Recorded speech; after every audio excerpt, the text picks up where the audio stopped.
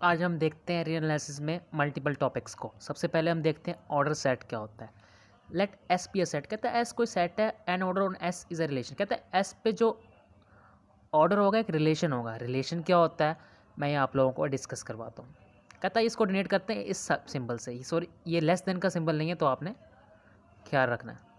और इस पर कहता है कौन सी प्रॉपर्टीज़ होती हैं सेट एस पे, वो हम देखते हैं। सबसे पहले प्रॉपर्टी होती है ए बी बिलोंग कर एस को exactly one of the following true. कहता है इन दोनों में से एक ट्रू होगा, ए लेस देन बी और बी लेस देन ए। देखें, या ए लेस देन होगा बी या बी लेस देन होगा ए के। सो उससे पहले ए इक्वल है ट्रू के। और इसके बाद ए बी सी बिलोंग कर रहे हैं इसको such that if a less than b, b less than c, then a less than c. ठीक है, द रिलेशन इज ट्रांसटिव। ठीक है, ये रिलेशन जो है ट्रांसटिव है। If A is less than B, then A plus C and B plus C, A plus C is less than B plus C for any C if C greater than zero, then A C and B C, A C less than B C. अब partial order क्या होता है, हम इनको relations को, Cartesian product को देखेंगे हम लोग, तब आप लोगों को अच्छे समझ आएगा। एग्जाम्पल से हम लोग देखेंगे। अभी ये जस्ट मैंने डेफिनेशन पढ़ी है। पार्शियल ऑर्डर क्या होता है, अब partial order in a relation R on a set S. कहता है पार्शियल ऑर्डर एक रिलेशन आर में सेट एस पे। रिलेशन क्या होता है मैं सारा आप लोगों को बताता हूँ। रिलेशन की कौन सी टाइप्स होती हैं। Such that for all A B C belong to S we have.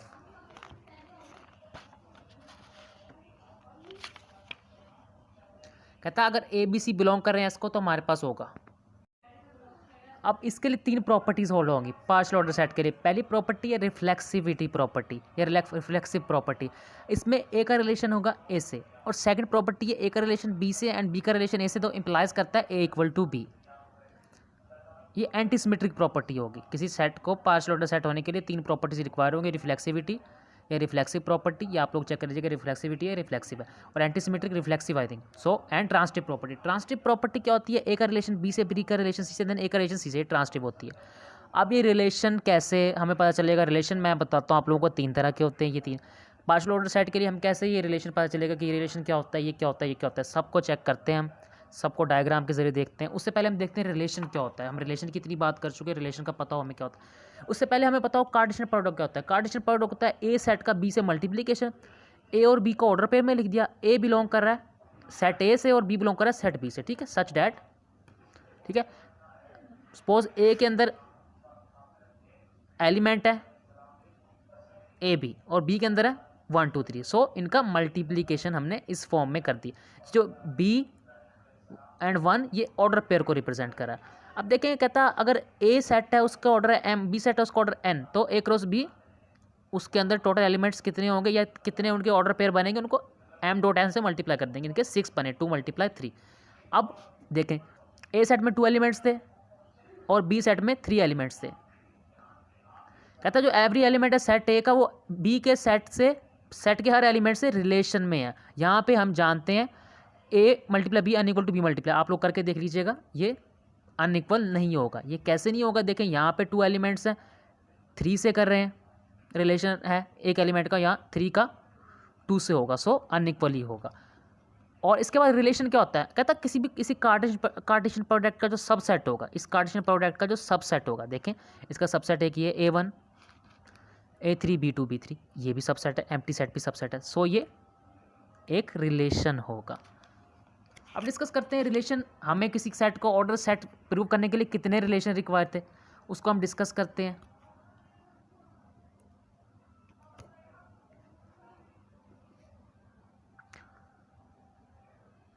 सबसे पहले हम डिस्कस करते हैं एंटीसिमेट्रिक प्रॉपर्टी, जो सेकंड वाला रिलेशन है। एंटीसिमेट्रिक रिलेशन क्या होता है, ठीक है, हमने कहा था ना कि सेट को ऑर्डर पे सेट होने के लिए, पार्शियल ऑर्डर सेट होने के लिए एंटीसिमेट्रिक की प्रॉपर्टी होल्ड हो। एंटीसिमेट्रिक रिलेशन क्या होता है हम उसको डिस्कस करते हैं। R relation R on set है, कहता है आर रिलेशन सेट ए पे हम जानते हैं इस सेट टू बी एंटीसिमेट्रिक।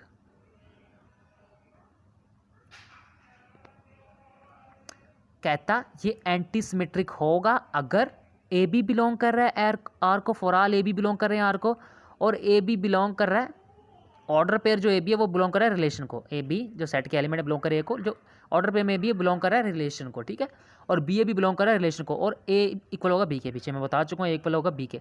अब कहता है हमारे पास एक सेट है ए बी सी, उसका कार्टेशियन प्रोडक्ट क्या होगा उसी के साथ। देखो उसको मैट्रिक्स फॉर्म में लिख लिया ताकि अच्छे समझ आए।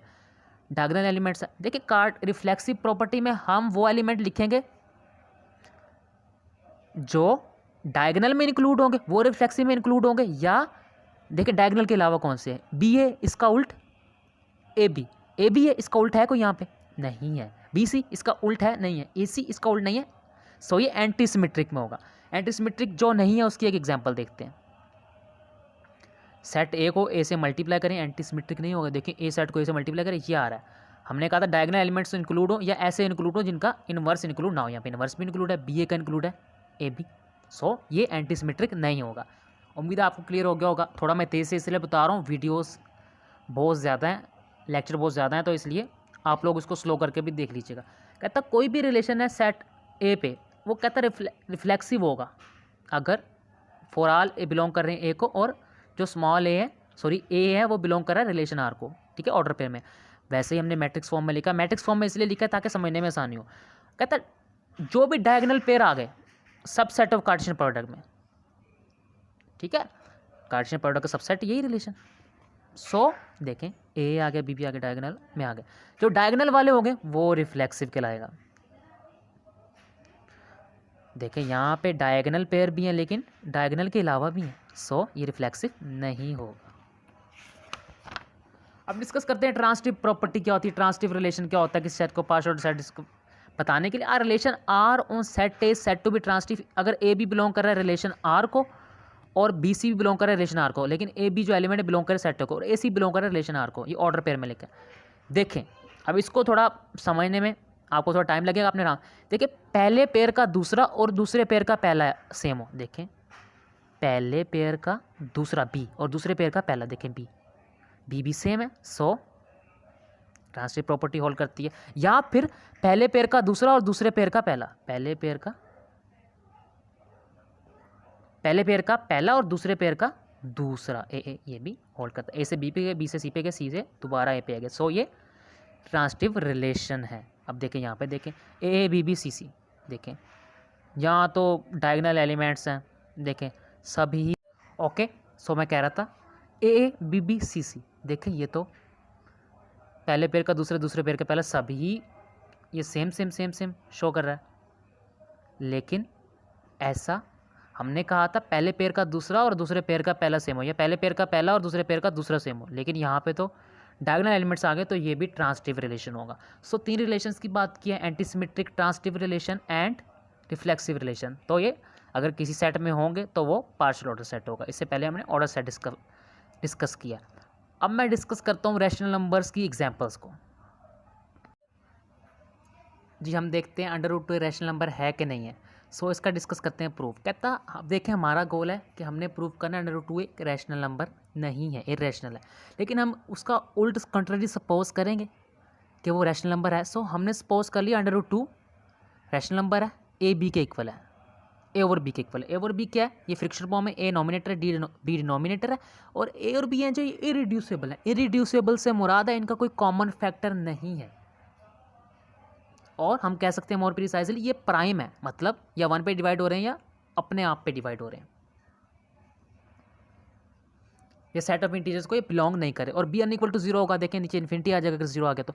देखें हमने स्केयरिंग किया बोथ साइड पे, और देखें यहाँ पे आ गया बी स्केयर, उधर ले गए ए स्केयर 2 टाइम बी स्केयर, मतलब ए स्केयर 2 टाइम बी स्केयर। यहाँ पे हमने जस्ट प्रूव करना है कि ए इवन है, उधर जाके नीचे प्रूव करना है बी इवन है। सो देखें a is square equal to 2 time b square 2 time b square. यहाँ पे आप लोगों ने इंटीजर अभी नहीं, does not belong to teacher, ये मैं आप लोगों को बाद में सर्च करके बताऊंगा क्योंकि मुझे लग रहा है बी यहाँ पे इंटीजर है, ठीक है। सो मैं बाद में आप लोगों को बताऊंगा, बस आप लोग अभी यही देखें कि ए और बी को प्राइम है, ठीक है। ए स्केयर 2 टाइम बी स्केयर एक इंटीजर, ठीक है। देखिए 2 डिवाइड कर रहा है ए स्केयर को, 2 डिवाइड करेगा ए को भी। देखें ए स्केयर इवन कैसे, देखिए ए के ऊपर power A dot A 2 time A square के ऊपर पावर 2 तो ए इवन है। और हम देखें ए स्केयर 2 टाइम बी स्केयर, देखें बी स्केयर पे हम कोई भी वैल्यू रखते हैं, 1 रखते हैं, देखें 1 रखा, 1 स्केयर 2, 2 रखा, 2 स्केयर 4, 3 रखा, 3 स्केयर 9 11, ठीक है। ये वैल्यूज देता है। अब कहता है देखें ये ए स्केयर 2 टाइम बी स्केयर, ये तो क्लियर हो गया। अब कहता है 2 डिवाइड करा ए स्क्वायर को, 2 डिवाइड करेगा ए को भी, ठीक है। अगर इसको हम ब्रेक करके लिख दें, हमने अब आगे प्रूव करना है कि बी भी इवन है। देखें यहाँ पे हमने डिवाइड करके देखा 2 को सी टाइम ए पे, ठीक है, सी कोई भी नंबर है। अब कहता हमने सपोज किया यहाँ पे, देखें ए अगर इवन है, ए को हम लिख सकते हैं ए डॉट है, ठीक है, ए इवन है। देखें ए 2 टाइम सी, ए 2 टाइम सी, ए 2 टाइम सी लिख दिया। अब सी की जगह हम कोई भी वैल्यू पुट करें, 1 करें 2 करें 4, 3 करें 6, इवन वैल्यू दे रहा है, तो हमें यहाँ से पता चल गया ए 2 टाइम सी मतलब ए हमें इवन वैल्यू दे रहा है, तो ए इवन है। ऊपर बता चुका हूँ, ए को ब्रेक करके लिखें तो इवन होगा। हमने दूसरी इक्वेशन में पुट कर दिया, हमें बी को भी इवन पुट करना है। देखें यहाँ से एक बात तो कन्फर्म होगी, बी को भी इवन पुट किया, ठीक है, बी को ब्रेक करेंगे, बी मल्टीप्लाई बी तो 2 टाइम बी, सो इवन होगा बी स्क्वायर 2 टाइम सी स्क्वायर। देखिए 2 डिवाइड करा बी स्क्वायर को, लेकिन क्या था 2 डिवाइड करेगा बी को भी, 2 डिवाइड बी को भी करेगा ना, अगर बी को ब्रेक करके हम लिखते हैं। सो यहाँ पे हमें पता चल गया ए इवन है तो बी भी इवन है, लेकिन दोनों में कॉमन फैक्टर क्या है, 2। दोनों में कॉमन फैक्टर क्या है, 2। ए और बी कहता इवन है, उनका 2 कॉमन फैक्टर है, लेकिन कंट्राडिक्शन होगी। अगर ए और बी इवन है और उनका 2 कॉमन फैक्टर है, हमने तो कहा था शुरू में कि ए और बी इरिड्यूसिबल है, रिड्यूसिबल नहीं है, ठीक है, इनका कोई कॉमन फैक्टर नहीं, कॉमन फैक्टर निकला है। सो हमारी कंट्राडिक्शन रॉन्ग हो गई। सो √2 एक इरेशनल नंबर है। अब मैं डिस्कस करता हूँ एक और थ्योरम, पेज नंबर 11 पे है। ए कहता कोई सेट है, उसके अंदर पी कोई नंबर है, वो बिलोंग कर रैशनल नंबर को, और कहता such that P square less than 2 है, ठीक है, पी स्क्वायर लेस देन 2 मतलब पी लेस देन √2। हमने अब ये तो हमारे पास गिवन है, हम किसी और नंबर के लिए भी तो इसको फाइंड करके बताएंगे ना। ये तो गिवन है कि फलां नंबर है वो पी से बड़ा है, लेकिन उस पर भी ये कंडीशन होल्ड हो रही है, ठीक है। कहता we will show that for every P belong to A we have to find rational number Q such that. कहता हमें एक रैशनल नंबर फाइंड करना है क्यू सच डैट। कहता हमने पी के लिए शो करेंगे पी बिलोंग कर रहा है ए को, तो उसके लिए हम दूसरे नंबर की मदद लेंगे। जैसे पीछे हमने सपोजिशन की थी √2 को रैशनल नंबर, हमने एक दूसरे नंबर की मदद ली कि पी को प्रूव, दूसरे नंबर को हम प्रूव करेंगे पी वाली कंडीशन के दूसरे नंबर पे होल्ड करती है कि नहीं। लेकिन वो हमने दूसरा नंबर जो ले रहे हैं वो पी से बड़ा है क्यू, ठीक है, कोई भी रैशनल नंबर है वो पी है, पी पे कंडीशन होल्ड कर रही है, पी बिलोंग कर रहा है क्यू को, और पी स्क्वायर लेस देन है 2। तो हम क्यू के लिए भी इसको प्रूव करेंगे, लेकिन क्यू कहता पी से बड़ा है, लेकिन हम एसोसिएट कर देंगे इसको हर रैशनल नंबर से जो 0 से बड़ा है, पी ग्रेटर देन 0 के लिए दिस नंबर। अब देखें क्यू यहाँ पे हम क्यू के लिए भी कंडीशन प्रूव करेंगे कि वो भी सेट ए के अंदर है, वो भी लेस देन 2 है, क्यू स्क्वायर। अब देखें पी में से कोई चीज़ सब्ट्रैक्ट करेंगे, देखें क्यू से कम ही आएगी, हम ऊपर कह चुके हैं क्यू बड़ा है पी से। सो ये एक नेगेटिव वैल्यू हमने लिया, देखें यहाँ पे एलसीएम लिया, ये आ गया। सो क्यू में से पी में से कोई सब्ट्रैक्ट करेंगे तो वो क्यू से छोटी आएगी, ठीक है, ये वैल्यू आ गई। अब क्यू स्क्वायर -2, देखिए क्यू स्क्वायर पी स्क्वायर की क्यू स्क्वायर को लेकर चलें, यहाँ से 2 आ गया, तो वो भी ये भी एक नेगेटिव वैल्यू हमने ली है, ठीक है, जो कि क्यू स्क्वायर -2 √2 से, या यहाँ पे 0 आ जाएगा, जब 2 उधर आके चले जाएगा तो यहाँ पे पीछे 0 हो जाएगा। सो अब इसमें आप लोग जस्ट इसको चेक कैसे करेंगे, हमने क्वेश्चन सही किया, आप लोग पुट करें पी की जगह 0.5, यहाँ पे आ जाएगा आपका आई थिंक 1.2, देखिए 1.2 आ रहा है, हमने पी को लिया था 0.5, 1.2 क्यों बड़ा आ रहा है पी से। सो यहाँ भी हम लोग पुट कर दें अब पी की वैल्यू 0.5, तो ये एक वैल्यू आएगी लेकिन √2 से छोटी होगी। हमने कहा था पी स्क्वायर √2 छोटा, तो क्यू स्क्वायर भी √2 से छोटा होगा।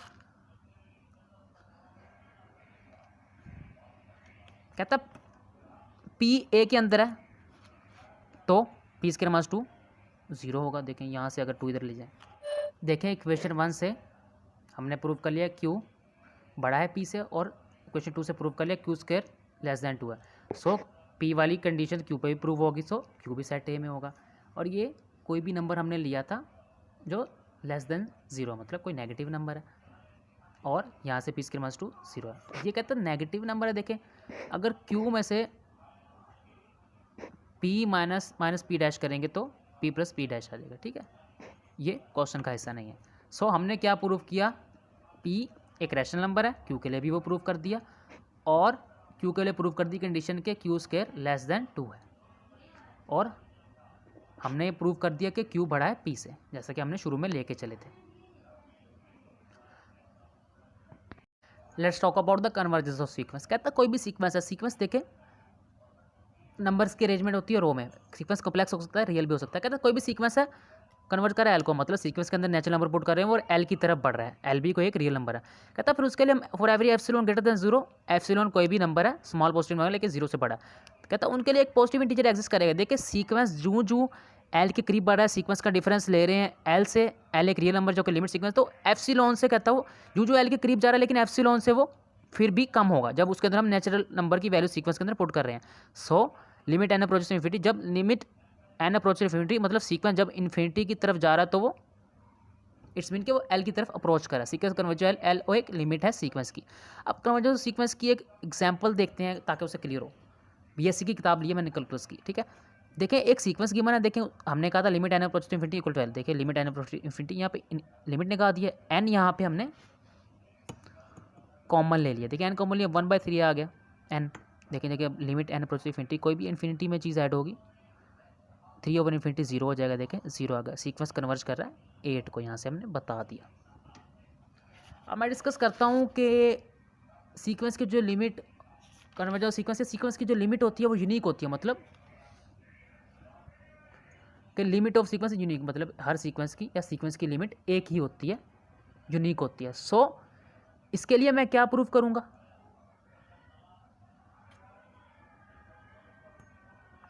मैं प्रूफ ये करूँगा show that the given sequence converges to different limits, ठीक है। गिवन सीक्वेंस है वो कहता है कन्वर्ज कर डिफरेंट लिमिट्स को।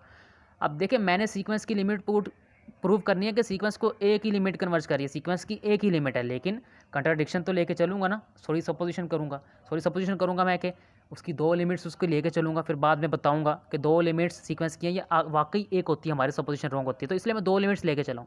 डेफिनेशन लगाइए कन्वर्जेंस सीक्वेंस की, या n1 और n2 एक पॉजिटिव इंटीजर है, ठीक है।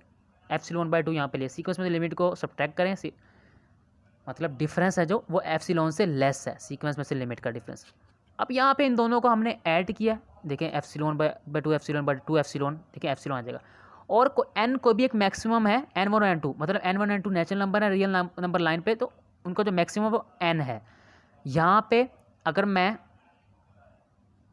मैं रियल या ट्राइंगल इनक्वालिटी लगा लूँ, इसे कहते हैं ट्राइंगल इनइक्वालिटी। ट्राइंगल इनइक्वालिटी क्या होती है, a माइनस बी का मोड लेस देन और equal to a mod plus b mod, ठीक है। ट्राइंगल इनइक्वालिटी लगाइए, S N minus L minus S N minus L dash, ठीक है। एल डैश भी लिमिट है, एल भी लिमिट है, less than S N minus L plus S N minus L dash, ठीक है। एप्सिलॉन देखें